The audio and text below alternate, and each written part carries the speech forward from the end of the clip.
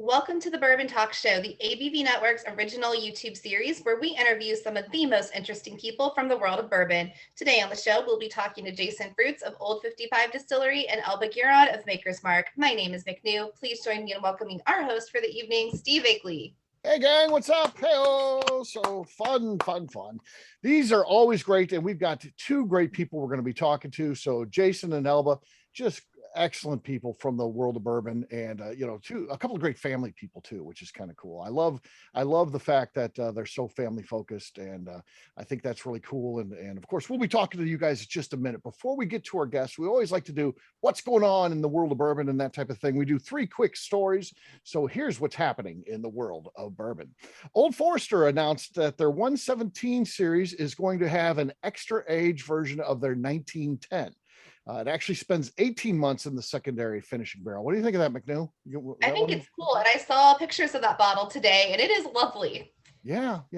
I definitely want to try it. Mr. Bill, you have some intel on the distillery. Of course, they announced this, and weren't they like immediately lining up for that?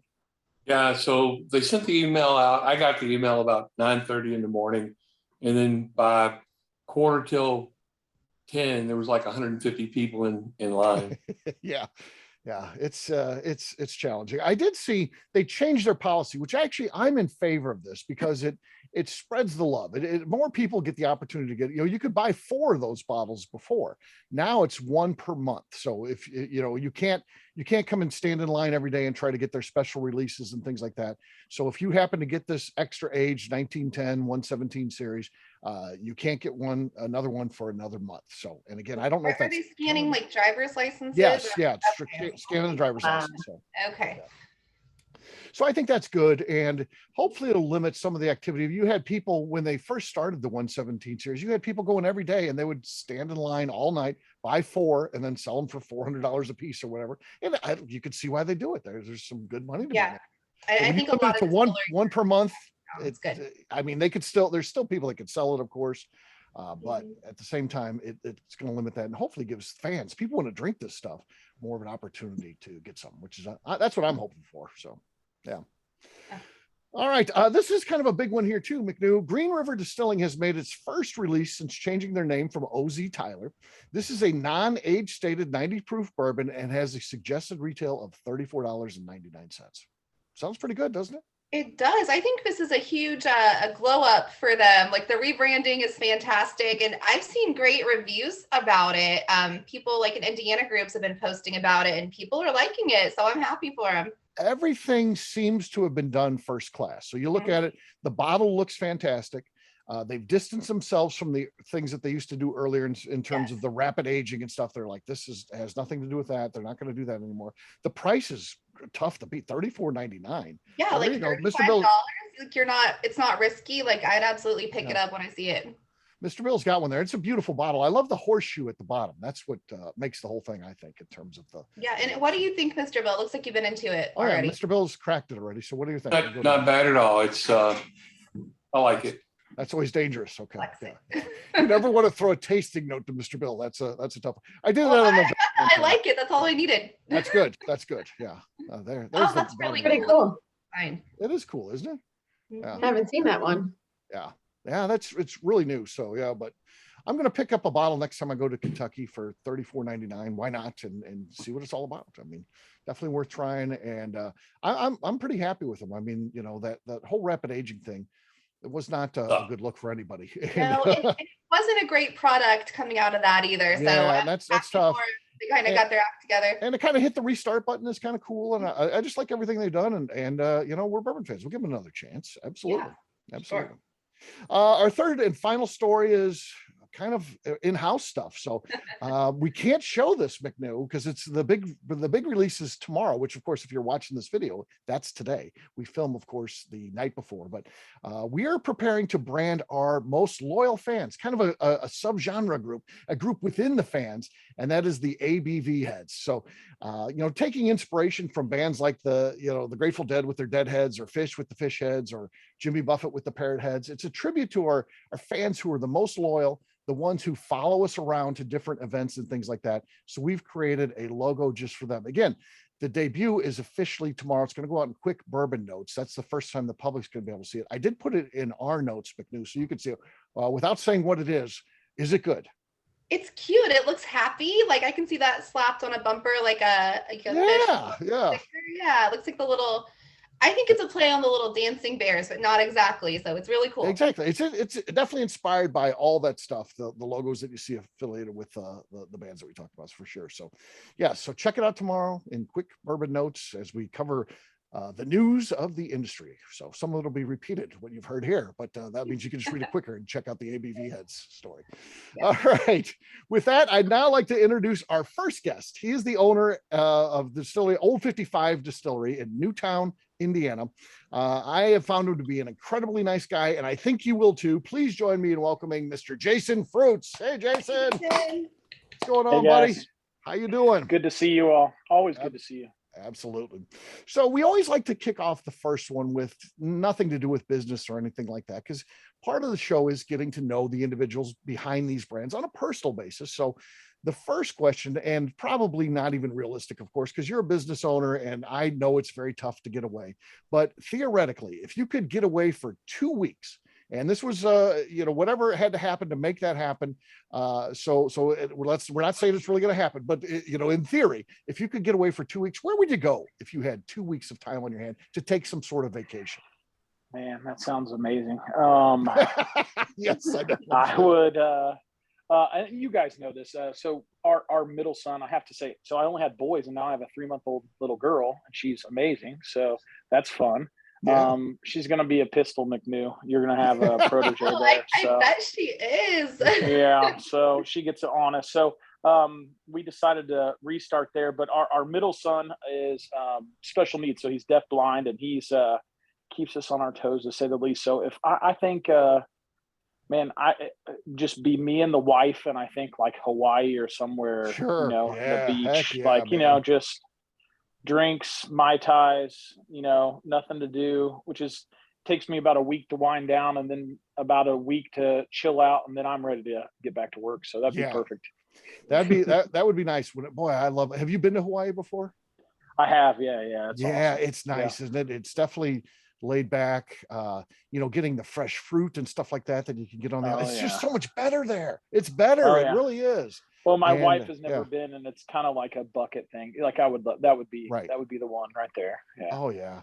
Yeah. I'm stopping the rental cars. I see the guy on the side of the road with a coconut, and he, chops the top off with the big machete and you drink the coconut milk right from it. It's chill. Oh man. Just everything about there is fun. There's a lot of, history and cool things to see and do. And of course, let's not forget, just sitting around on the beach is not a bad gig sometimes. Absolutely. Just decompressing. Yep. So yeah, for sure.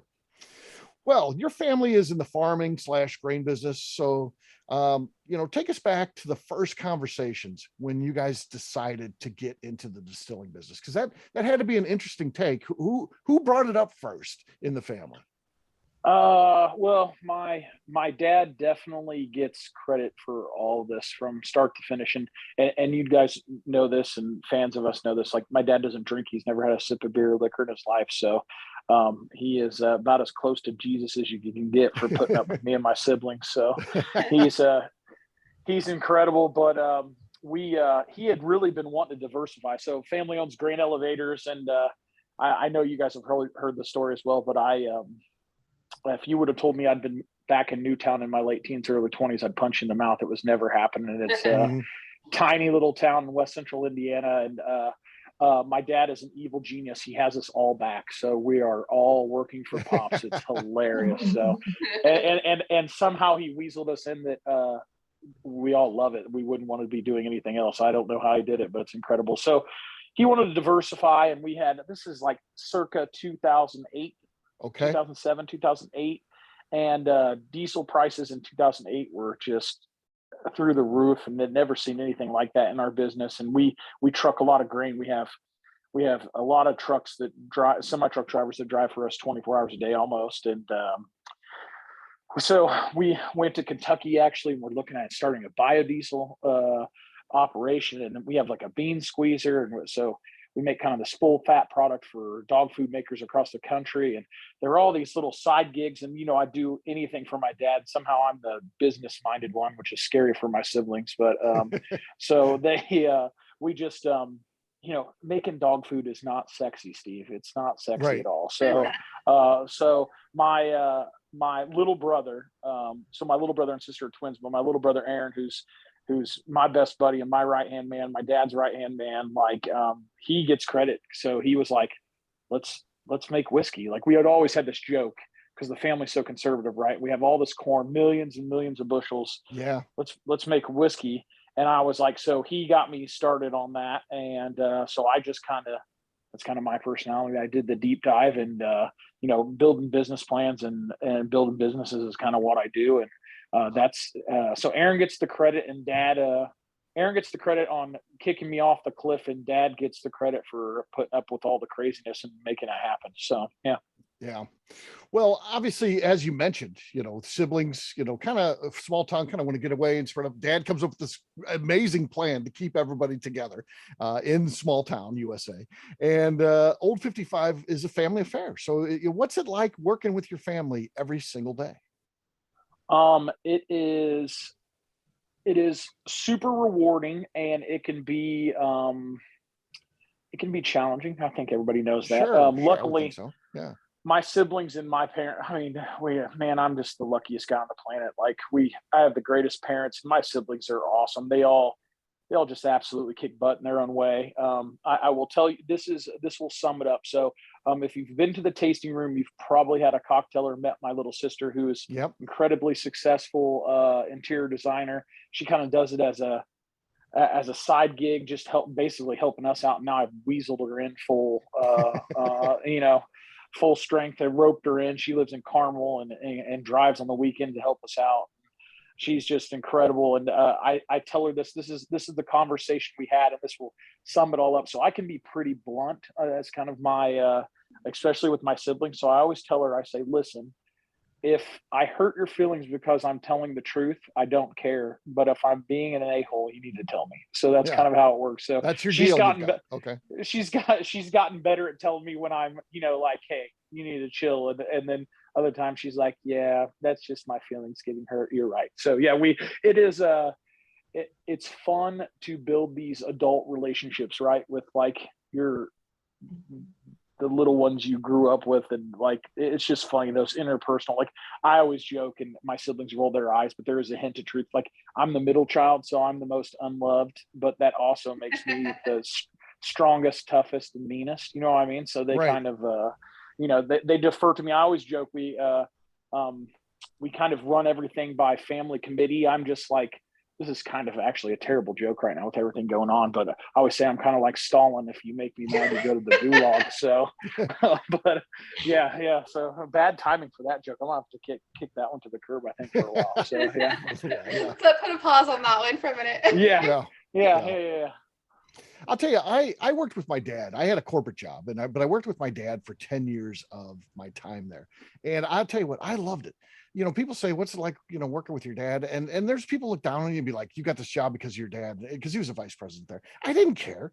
Because I didn't care what they think. I got to work with my dad. Every day I'd go in. I was, you start work at 8. My dad's an early guy. That's how he moves up the corporates and all that. He was just so I knew he'd be there. So I get there at 6 o'clock in the morning. I get up early, go hang out with my dad for 2 hours, sitting in his office, drinking coffee, talking, chatting about stuff. I love it. And then every single day we went to lunch together. Every single day. People be like, amazing. Yeah. I don't take it. I know your relationship with your dad, and it always kind of makes me smile, both literally and on the inside, because it's just, you can't take any of that for granted. And right. My dad is if I could sum this in time, I love making bourbon. I always joke, the Distillery was a business plan that, and it's worked out, and it's been pretty lucrative for us. It's been amazing, and it's been fun, and it's just cool. But if I could, and I fell into love with, distilling just because of the nerdery of it, and just how much the devil's in the details and how much you can make it your own. But my favorite part of everything is, we've had some interested parties in being involved with us from Kentucky, and they always, just developing that relationship with your dad, where now we have, not only is it father son, and that will always be there, but like, he trusts me implicitly. And like, I tell people all the time, like, that's always, I've heard all those business interests ask my dad, and they're like, so, because when we started this thing, I was 28 years old. I was an idiot. I'm still an idiot. I'm just I work hard and make up for the dumbness, but just listen to them. They always ask him the same question, and they say, "Did you ever doubt him?" And he never pauses. He's like, "Nope, not once." And then they look over at me, and they're like, how? And I'm like, I always tell people this, like, I don't think you understand when you borrow the kind of money, like, which, first of all, we don't come from any money. We're from, like, we're the all-American success story. I'm third generation building this business in West Central Indiana, and we're diversifying, and it's just an all-American dream. When you borrow, first of all, that kind of money, millions of dollars to start a distillery from the man you love and respect most on the planet, like, failure is not an option. Like, we never stop. Like, we just keep working. And I think it's one of the neatest things we do.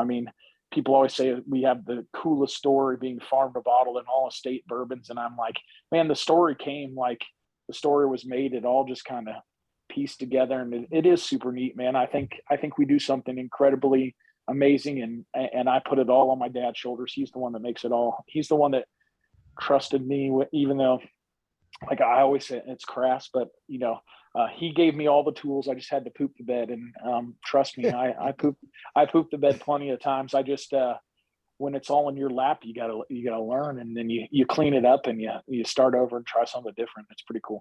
Yeah. Well, I am, and I've told you this many times, I'm a huge fan of your cask strength sweet corn bourbon. It's literally top 5 all-time favorite whiskeys. I love that stuff. And I know you've had some supply chain issues this year, but what can you tell us about the upcoming release, and when's this happening? Do you know when this is happening yet? Yeah. So, breaking news. Okay. I'm hopefully going to, and I was saving this for you guys. I actually called my supplier today, so I should be getting glass in the coming week. So I'm hoping within the month. So check your emails from us for sure, because we always give that. If you let us send you an email, you get kind of a week's heads up on when it's going to be available in the tasting room. It's pretty cool. So if you would have asked me 6 months ago, I would have told you, Steve, it's my fault. Like, I should have started earlier. I knew, like, stuff was going on, but it was just a busy year, and it was kind of.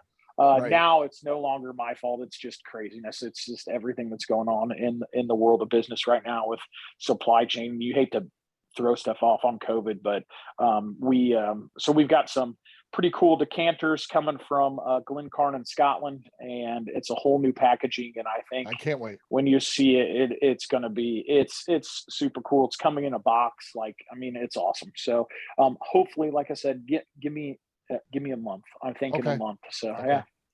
I just have a lot of people ask me, and you can verify this. I check in from time to time. Where we at on this? I try not to bother you. I leave enough time. You're never. Yeah. So you guys are never bothering me. I always love hearing from you, and I don't mind asking it all. Trust me, I get about 100 of those emails a day, and I will tell you this: we're going to have more barrels. So we're doing we're going to do 5 barrels of it, which is 5 times more than we've ever done. That's cool. But I think it's going to go about 100 times faster. I don't think I'm going to be able to. I think about a weekend and it's going to be gone, which is crazy to me. But this is the plan, is to kind of up this and with going. So basically Bottle and Bond will be the lowest proofing at 100 and barrel strength. And I'm going to do about 75-25 is kind of in my head. And I always say, like my terrible comment earlier, I'm kind of stalling. It's kind of, if it's in my head, it kind of happens. So that's my plan. I'm with you. I love that barrel strength product. It's just, I think it's the neatest version of that. And the sweet corn is going to be the death of me, but it's just so unique and super cool. It's fun. It's such a great product. And the biggest thing is, for someone who either hasn't tasted it or doesn't know anything about it, there's sticker shock. But if they know what goes into making that, and they know how it tastes, that all goes away. No one who's trying that and drinking that or sat through the webinar, which I'll put that, folks, in the link in the notes here. So if you're check out the description, I'll have that in our video here, where you can click on that and see what exactly what that product goes into it. But yeah, once you do that, no, the cost isn't even a factor. You okay. This is when you save it. This is when you buy, and you don't drink it in a weekend. You buy it, you do a pour when it's a great day or a bad day, but it's one of those days that stands out. That's when you drink that. It's incredible. And there is some, like I said, there is some sticker shock to me on it too. I'm always kind of stunned by what we charge for that and how fast people buy it, but it is, I've never met anyone that doesn't like it, and it is, and the people that do like it are like rabidly crazy about it. It's fun. It's just so unique. I mean, I know your audience has heard me say this. I would not, if it wasn't so unique and just amazing and different, I wouldn't make it, because it is just an abysmal pain in my butt. But it's awesome. Yeah. So next question is kind of a two-parter, but it's a simple one. What's the best part of your job, and then what's the worst part? There's got to be something that you don't really like that part of the gig. So the wife and I just did this big 5, like personality, like psychological big 5. And it turns out that I'm like 0 percentile in politeness, so I'm kind of like obnoxious. And I have I am what is it, 99th percentile and like an opposite of agreeableness. So I don't like authority. The best part of my job is working for myself, man. I love not having, you and I line up. That's me too. I was with you. I was with you. I worked in corporate America, helped run a casino, and don't get me wrong, I love people. I'm an extrovert, but at some point I just like to get things done on my own. And that's the best part. The worst part is working for yourself too, because it's your problem. I mean, if you make a mess, it makes you really efficient. Let's leave it at that. You don't, and a lot of people don't realize this. It is literally me and my siblings. My mom just retired. She was a PE teacher for 33 years. So she's been helping me all year bottle. It's pretty cool because she's out and just kind of does she just loves to kind of nitpick around and help me do stuff. It's fun. And it's just the family. It's just us. So when I say distill, people are always like, how many people work here? You guys make a lot of whiskey. And I'm like, there's 4 of us. They're like, what? And I'm like, we work a lot. It's kind of, we're all kind of there hammering away, but it's like I said, I mean, it's kind of the best. It's the best and the worst, it's crazy. Oh yeah, I agree. I totally get that. And especially goes back to that, our theoretical question. I mean, if you work that corporate job and you want to take 2 weeks off, you could make that happen. They don't typically like you taking 2 weeks off, but you can make that happen. I mean, I did that when I went to Hawaii, for instance. But when you own your own job, it's not really in play. You gotta be there. You can't afford to take 2 weeks off. So it never stops. But it's a good thing. It's a good thing too. Yeah. Well, we've got some exciting news because we are in season 3, and in season 3, we've added the McNew question right in the middle of the interview. We toss it over to McNew and make sure that she gets a question in for our guests. So McNew, what'd you come up with? All right. Question number 5 is, you collaborate a lot with Moontown Brewing out of Whitestown, Indiana. It looks like they age some of their beer in your barrels. So tell us a little bit more about them and what they're doing. So we have more than 3 handfuls of breweries, wineries. Everybody uses our barrels across the Midwest. We haven't really got across the country yet. We've got some kind of new cool stuff. We'll see. But the Moontown, just an awesome family, super good people. The Mattinglings there, and Cody, the brewer. Where they get spoiled, and they laugh about this, is my house is about 140 yards away from the brewery. So it is pretty awesome because that's in my backyard. And then logistically, I'm like, oh, you need something? I'll just bring it home. You know what I mean? So I just throw it in the back of the truck and head home with it. So I think Cody's up to 30, 40 cask of aging and just does some super cool, interesting stuff. I'll give a shout out to him. This is the relationship that we have. So we did not the barrel release. We did this last time, but the time before. So give it right at the beginning of COVID, of course, because that screwed everything up. We did whiskey weekend there, and I saved back a couple cases of each barrel. So they had like 4 barrel aged beers that came out, and we actually had the physical exact single barrel, because we single barrel everything at Old 55. We had the individual whiskey, so you could actually try the whiskey that was in the barrel with that exact beer. It's just super neat to do fun stuff with that. They do in our Wabash Cannonball barrel, so it's 3rd use barrels. They age a Hefeweizen, a wheated beer, and like that's kind of unheard of, and it's delicious. It's just fun. It's fun, weird stuff, and they're great partners. And like I said, they get spoiled because it's like across the street from me, and it's beautiful. It's a beautiful relationship. So if you visit the distillery, I think it's fairly safe to say that it's kind of in the middle of nowhere. Have you ever considered, opening a restaurant too that's adjacent to the distillery or something like that? I mean, it seems like there's an opportunity for some other business that just keeps you there even longer, Oh yeah. So that's kind of I laugh. So when it was always about making bourbon. That was what we wanted to do immediately. And because it's Newtown, it's just literally in the middle of nowhere, and it's a cute little town. I used to think it was a dump, but you grow up and realize it's kind of cute and quaint. And it's about 110 people. It's teeny tiny. My dad's the town board president. I always jokingly say we're like the nicest tax-paying mafia you've ever met around there. But yes, we have been looking at opening a restaurant. So obviously, Kentucky has this perfected, and I love it. I've been to all those places, and the tourism side of things is fun. If I get you to Newtown, I have you captured, of course, a restaurant, like maybe lodging, all those things is in the works. It's just COVID kind of threw a big old a big old pickle into our whole plan. So the nice thing, I always say this, that we can do that. The only person I have to make happy is my dad, and I don't have a board. I don't have investors. I don't have anyone. I have one guy to keep happy, and he's mad at me because we did a little too well last year. So it's usually and he's not too mad. He's happy as could be. But we're right. we want to grow organically, and if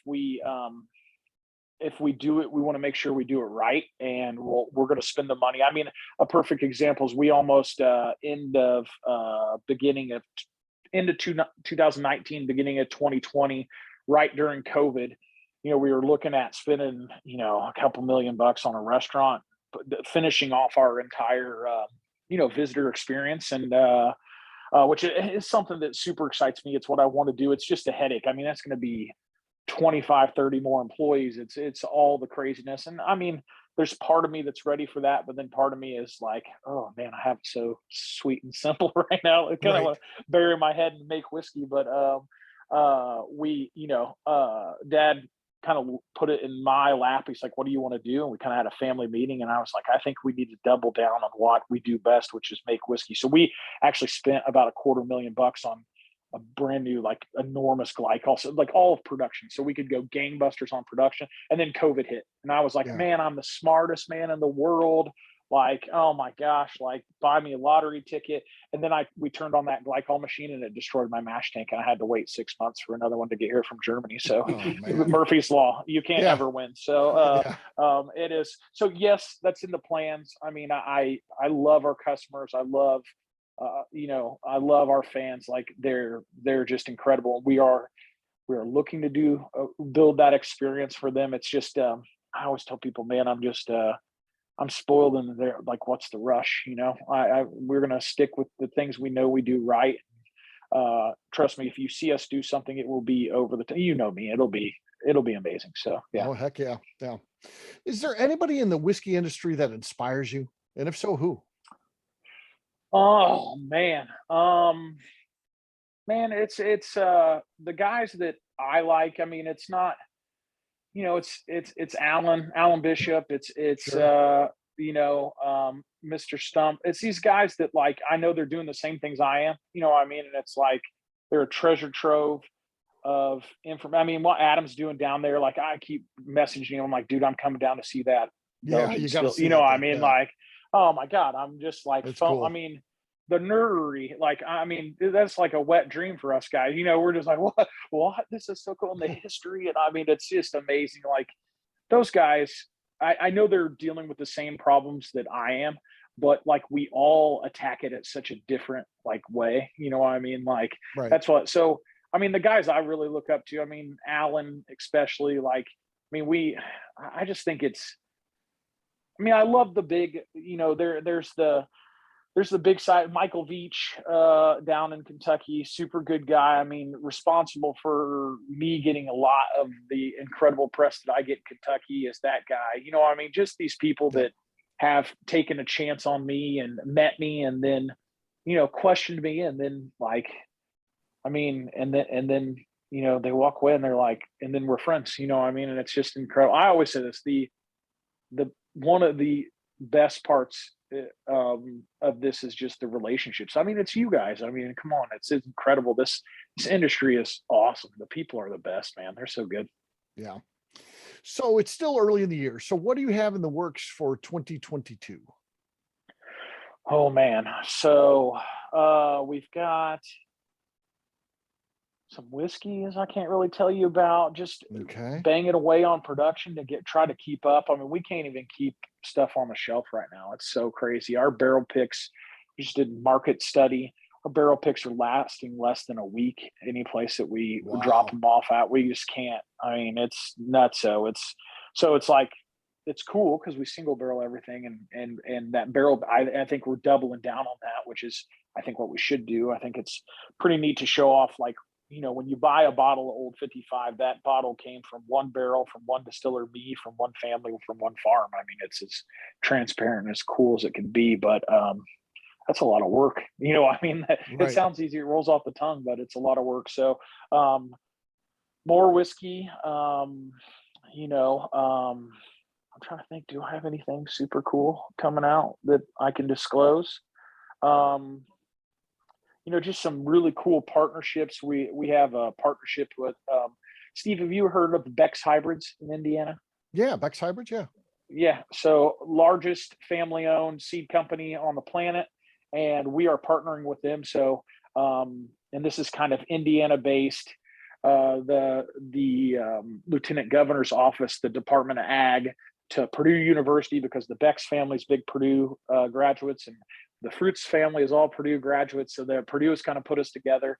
And so we are actually going to turn basically the 184 acres that we farm for the distillery into a humongous test plot. And they're opening all these heritage seeds and hybrids. And we're just going to go full like a playground. brewery. Yeah. It's a playground for them, and it's a playground for us, because we get to pick. And we've been on this. This has been about almost a year and a half we've been with this. It's just it's going into the ground this spring. So in 4 years, I think it'll be super cool, because Bex has partnered with Heaven Hill. They've partnered with Chattanooga, and those partnerships were awesome and netted some really cool things. But they've never, you know, it's like what they tell us. They're like, you know, no one really is more in touch with agriculture than you guys are. And this opportunity is just, it's obviously co-marketing for both of us. So we're going to, in 4 years, we will have a genetically built hybrid that will, I mean, you'll have, like, even our regular base corn number 2 dent will be, no one else will have, you know what I mean? So it'll be completely unique. It'll be super cool. So yeah, fun. So, you know, help me out here, because this is always interesting to me when you get into distilling, and you weren't brought up in the business. You weren't a distiller from the time you were born. You know, that sometimes happens with generational families where they're just born into the business. So, you know, my question is, and I know you're very self-deprecating and things like that, and you know, humble in that way, but you have to be confident when you're making whiskey. But when did you start believing in yourself? Is it just early taste with family? Was it more like when the first customers came in and started giving you positive feedback?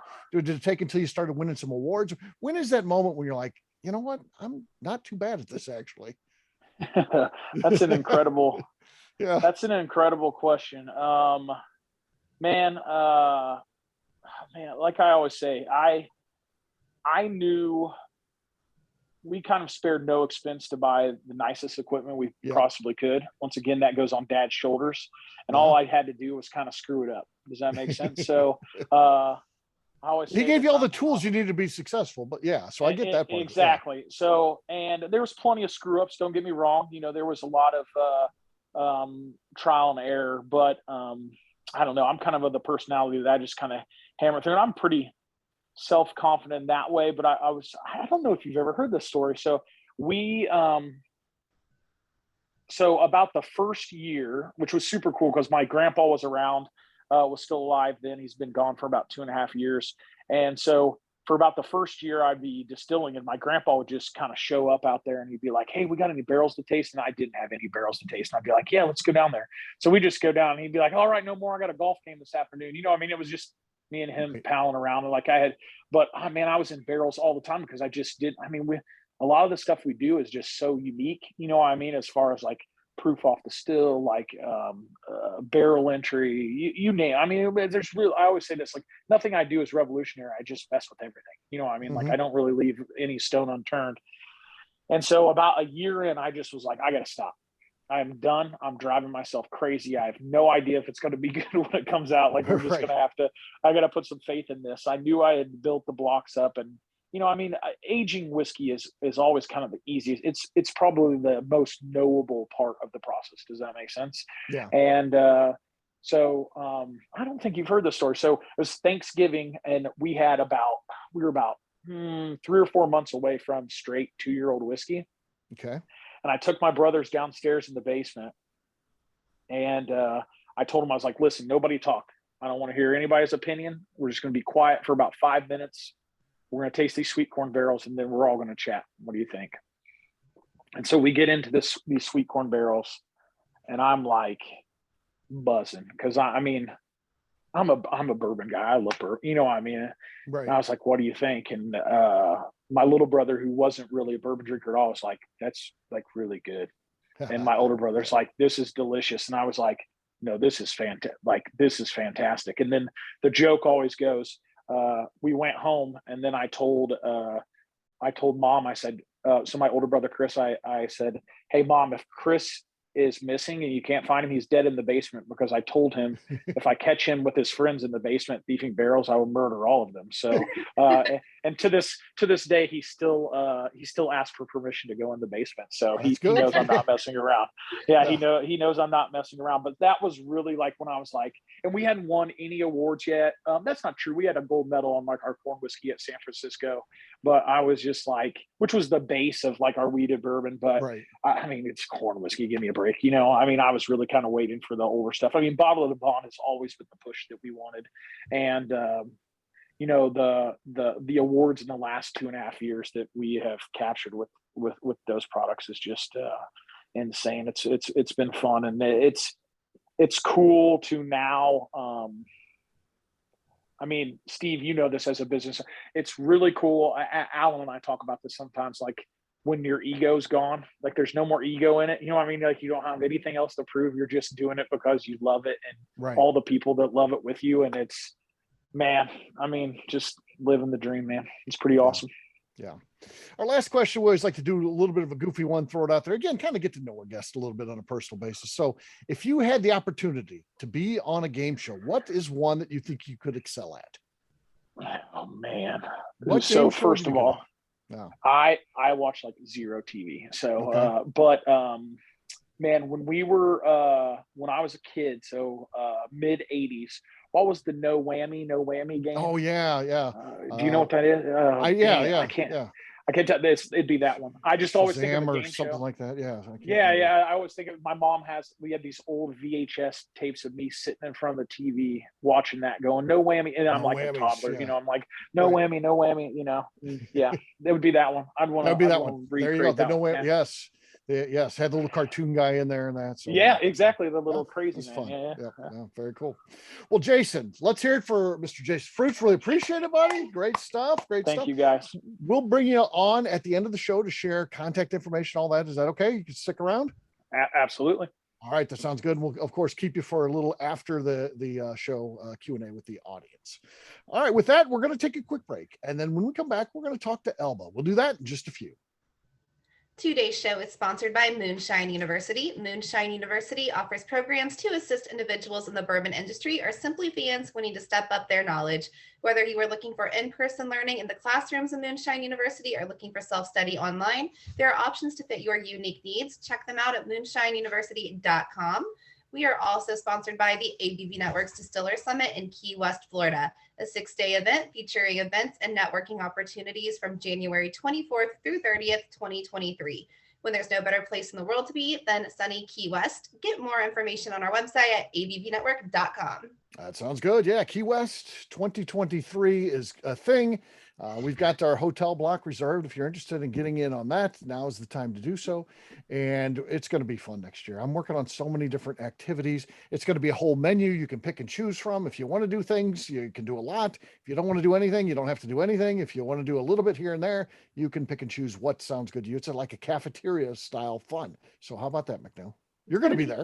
And there'll be McNew sightings next year. I will be there. Yes. McNew didn't get to be there in 2022 because she did 5 different career changes in the year, and she didn't have any vacation time. That's a lot of career changes, but she's found a good one now. She's stable. So, right? Yes. Yep. I will be there regardless. Okay. I don't plan on changing jobs this year, but I will be there regardless. All right. That sounds good. That sounds good. All right. Our next guest is a bourbon diplomat out of New Jersey from Maker's Mark. Please join me in welcoming Ms. Elba Giron. Hey, Elba. How you doing? Hola. How are you guys? Good. Thanks for having me. Absolutely. We always get to start with, again, a question that's a little bit different. And on Instagram, your name is Bourbon JLo. So you're obviously a fan of Jennifer Lopez. If you could have dinner with her, what would you talk about? Oh God. Yeah, this is one-on-one time with JLo. It's a tough one. First of all, she doesn't drink. So that would probably be out. A boring conversation. And I have to admit, I mean, I am guilty pleasure who doesn't like good gossip. So I think I might dive into her personal life, find out with Mark Anthony, find out what happened, like the real story with Alex Rodriguez, and see how things are going with Ben Affleck. I mean, I'll get into that. You'd go for it, right? This is like your one chance. So JLo, maybe you win it in like a charity auction or something like that. You get your one chance. You're at dinner. You're just going to start firing off those questions, huh? You're not going to hold back into it. But what else to talk about? I mean, I love the fact that she's just so career driven, and I'm despite obviously her, the headlines and whatever her personal life is, she's just so driven. And to hear her story, where she started and how she grew, and what she continues to do, I think she's a very, very good role model for Latinas like myself and other women. Okay. So you are ushered into the restaurant. JLo's already sitting there, and you sit down. And do you tell her on Instagram you're Bourbon JLo? And if so, what do you think she thinks of that? Is that good or bad? I don't know. She might be like, "Oh, that's terrible. Why would you do that?" Or she might think it's great. She probably just tell me to stop using her name. I mean. Why? I mean, who knows? I mean, seriously. And that nickname, it came from a fluke. I mean, my coworkers make fun of me. At one point, because of my name Elba, they used to call me Quercus Alba. So that was relevant to the industry. And I mean, just my work ethic and how much I love my job and what I do. That nickname came about, and I loved it. I stick with it. So. All right. So let's fast forward. You have the dinner, and then the day after, you get on Instagram and you see that the singing Elba has followed you. It's JLo, but she's changed her name as a tribute to you, since you are a tribute to her. How wild would that be? That would be incredible. She has a killer voice. I don't. I mean, I'll shoot whiskey with you. I can't sing a song to save my life. Yeah. You guys could walk out of that dinner and be best friends. It's a distinct possibility, I think. It could happen. Yeah. Why not? Yeah. Why not? You still got to call us and come on our shows and stuff, though. You can't. You can't. It's like I call Elba and she'd be like, "Talk to my people. I'm friends with JLo now, please." She gets the verified blue check. She doesn't need us. Right. Yeah. So, Elba, before we get into your duties at Maker's Mark, tell us how you end up there. How does it happen that you end up working for such a great company? Good Lord. I mean, do you want the real story, or I mean? Yeah. Let's hear the real deal here. Real deal. So I think it goes back to me falling in love with the industry as a whole. I started off as a bartender. Okay. Believe it or not, I started out at Medieval Times slinging Oh, drinks really? as What a bar place. went. Yeah. Yeah. I credit that. I mean, seriously, I would have never gotten into this industry if it wasn't for the people that I worked with. And, along the years, I loved being behind the bar. I fell in love with spirits. And for me, it was more about creating drinks. And at the time I worked with some chefs that actually taught me about flavors and putting them together. And fast forward, I left that industry. It's not really sustainable, and I can understand why the industry is what it is today. But I respect all of the hospitality workers. But fast forward, I found myself falling in love with whiskey. I ended up working with Edrington for almost 4 years on their single malt portfolio. And that was really the first time that I got to understand what whiskey was and really understand the craft, and had a chance to fly out to Scotland and spent some time at our distilleries in Scotland. I think my favorite one by far is Highland Park, which has so many nuances that remind me of Makers. But from my single malt whiskey days, I thought it was a good idea to fall in love. I chased my ex-husband down to Charleston, and I spent 4 years there, where the culture is so different, and I loved it. Right. But that journey took me, actually, it introduced me to Beam Suntory. It's actually where I started working for Beam in Charleston, and I spent a year and a half there before I met Jane Bowie. And she's the one who actually asked me to come up and work for Makers in New Jersey, which New York was really the goal, but I'm from New Jersey, and given the opportunity to come back to my home state and kind of make a debut, was anything that I can ask for. And I mean, it's been incredible 4.5 years later working for Makers here in New Jersey and being able to share their story and drink great whiskey. So yeah, in a roundabout way, that's how I ended up there. Nice. Yeah. So tell us a little bit about your roles and responsibilities for your job. What exactly, and I know probably every day is different. It's such a neat job, but in general, what are the things that you are tasked with doing? The role itself is we're an extension of the distillery. We get to share the stories that we hear from Bill Samuels directly. I mean, we're really in our respective roles, we're out to bring the story, the distillery to life in each of our respective markets. So that's a part of it. I mean, I get to share all of that. And of course, I get to talk whiskey. I mean, I manage all of our barrel programs here in New Jersey. So I get to sit in on every one of our barrel selections, whether we're in the state or we're traveling to Kentucky, which is my favorite.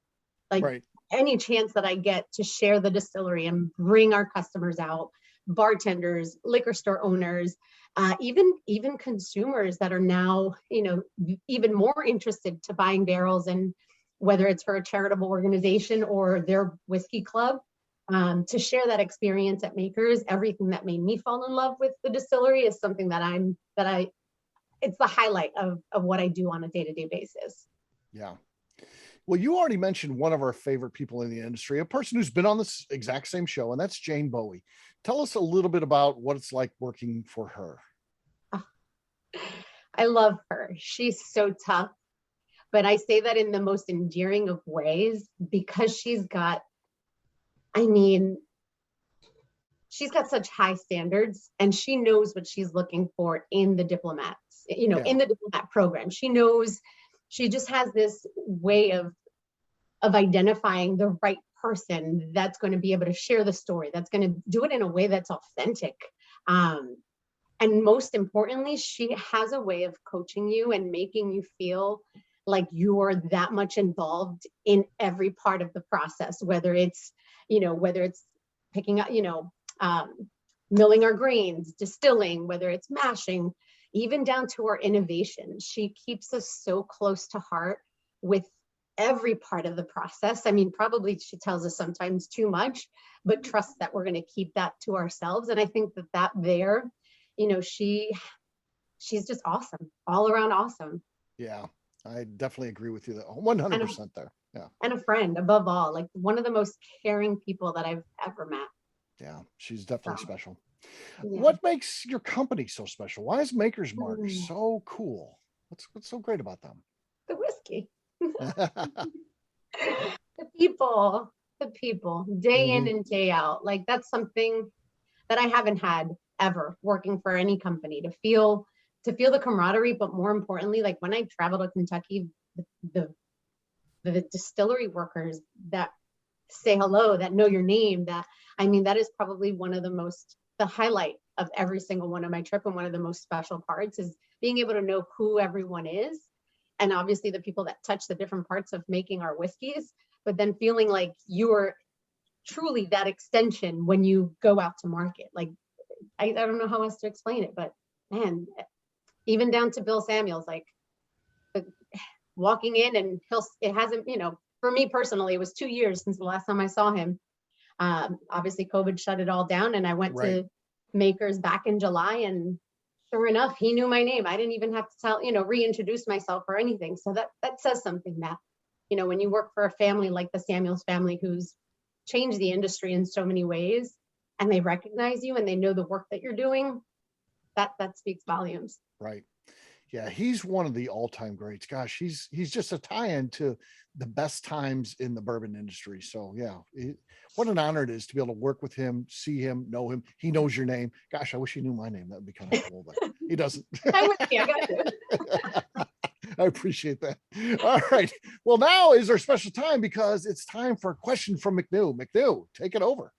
All right, so I'll be honest, I don't know a lot about New Jersey or the East Coast, but what is the bourbon scene like in New Jersey? And do you have any favorite bourbon bars if we were to visit? Ooh, yeah, the bourbon scene in Jersey.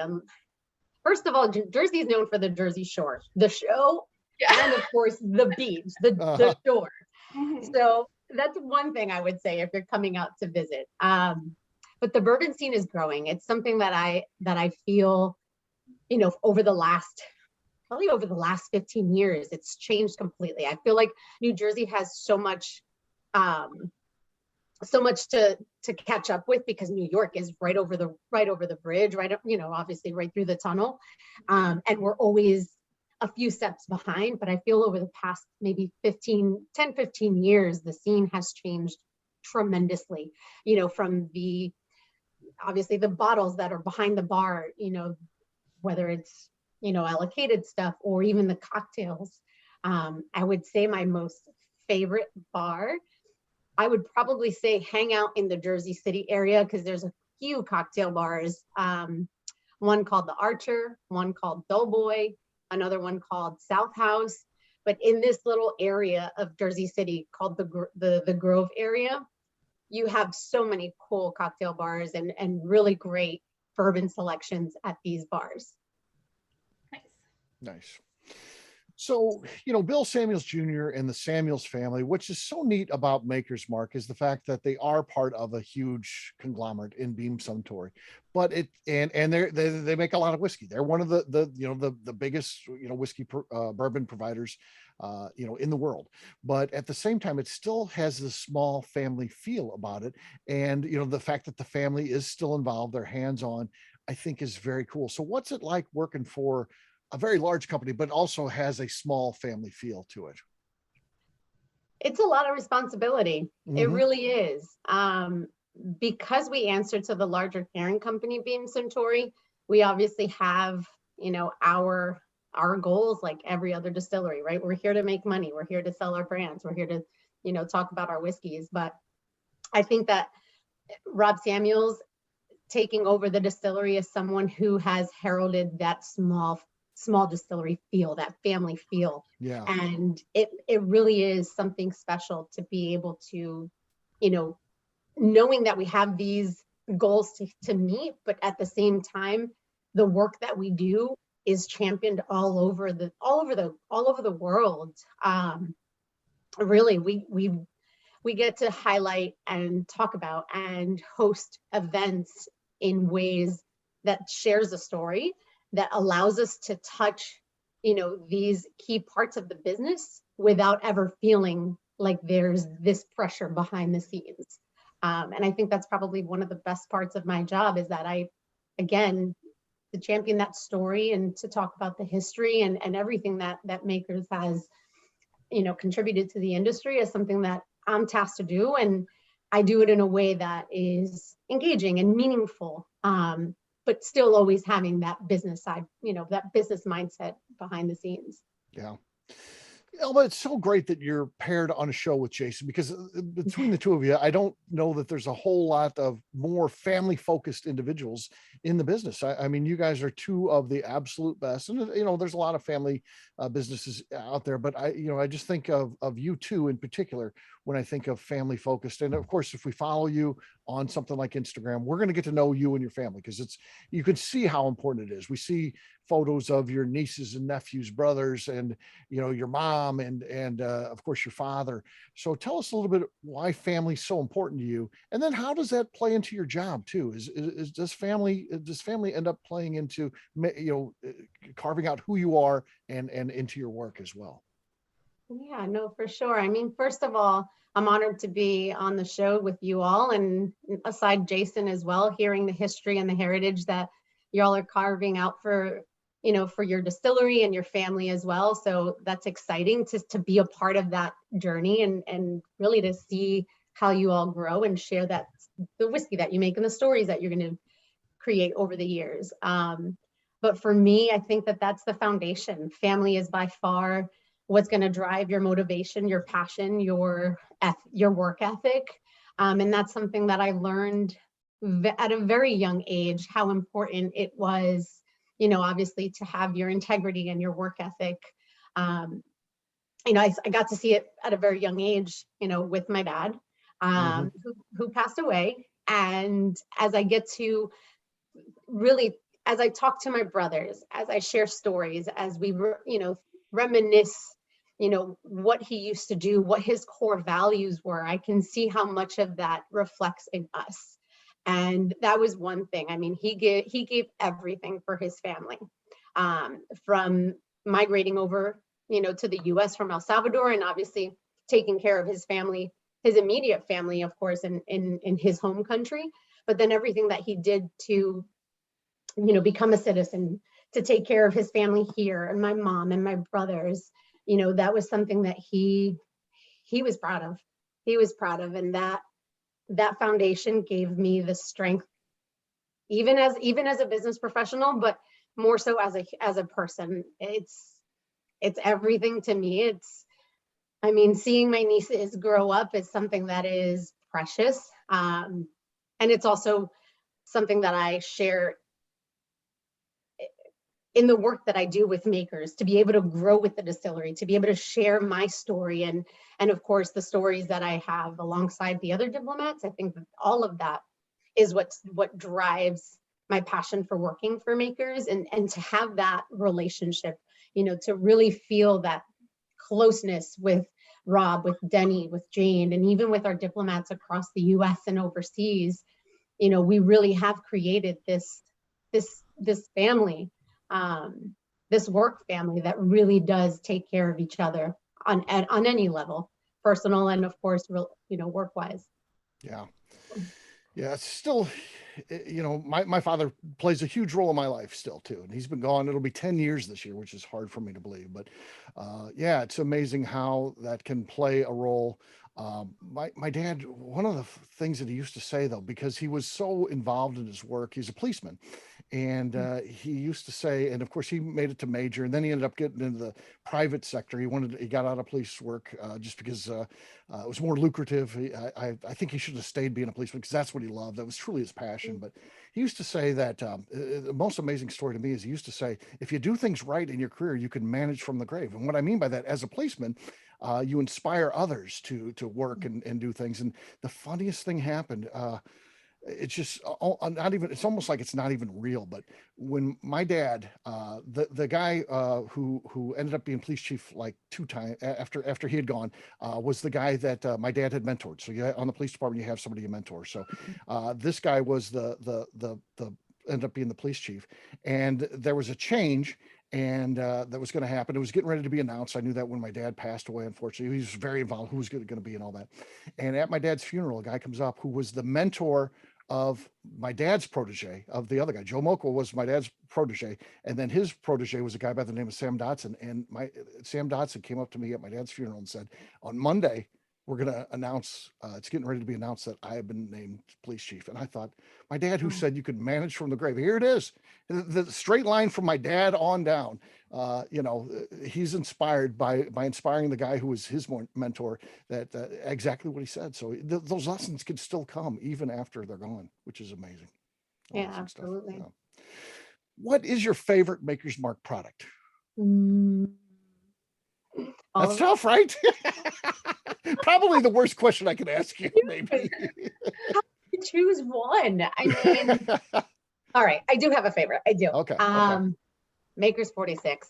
Maker's hands 46. down, Okay. Yeah. Hands down. And I love cast strength Maker's 46, Yeah. but the original, the 94 proof, Yeah.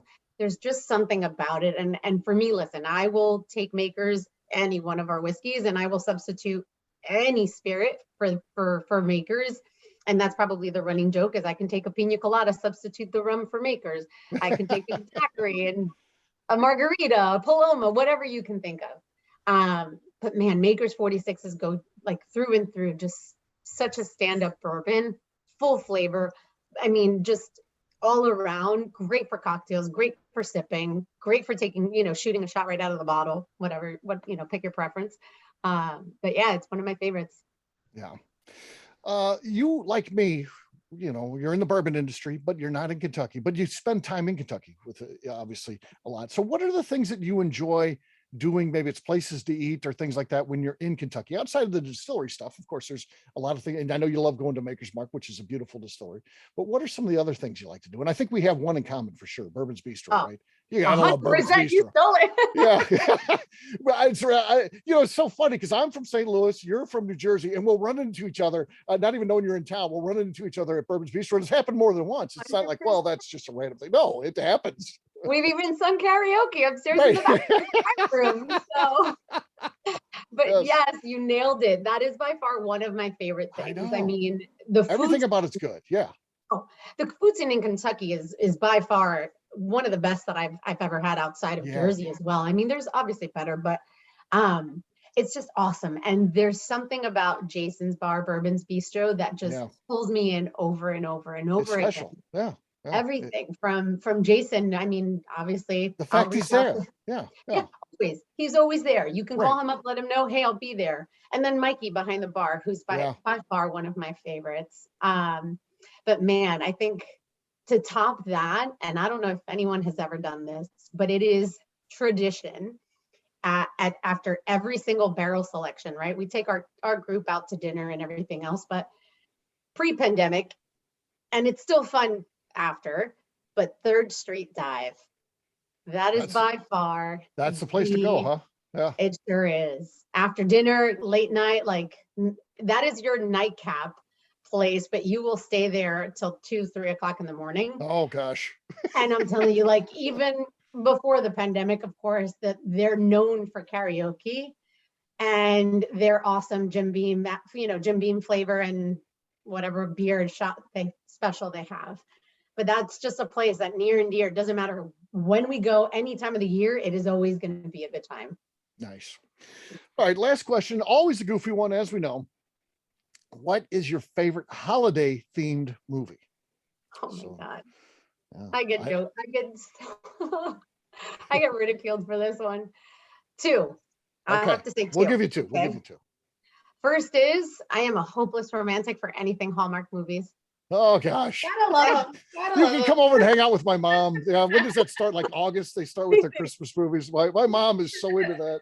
Yeah. Anything. Listen, I know they're gonna fall in love. I know they're gonna get married. I know they're gonna end up together. But something about Candace Cameron and all the other girls, like Lacey Chabet and whatever. Something about that. I don't know. And you know what? I do know where it came from. It's a tradition that started with my dad in 2018. And don't ask me why. He was visiting me in Charleston with my mom for the holidays. And we had just found ourselves sitting on the couch watching Hallmark Channel, like movies. Right. Like on a loop, like all day long. And that was something that I got comfortable and obviously I enjoyed watching it with my dad. And now I feel like now for me, it's It's a a connection. forever tradition. It's Yeah. totally a connection. Yeah. Heck yeah. But the all-time favorite is Elf. Elf. Yeah.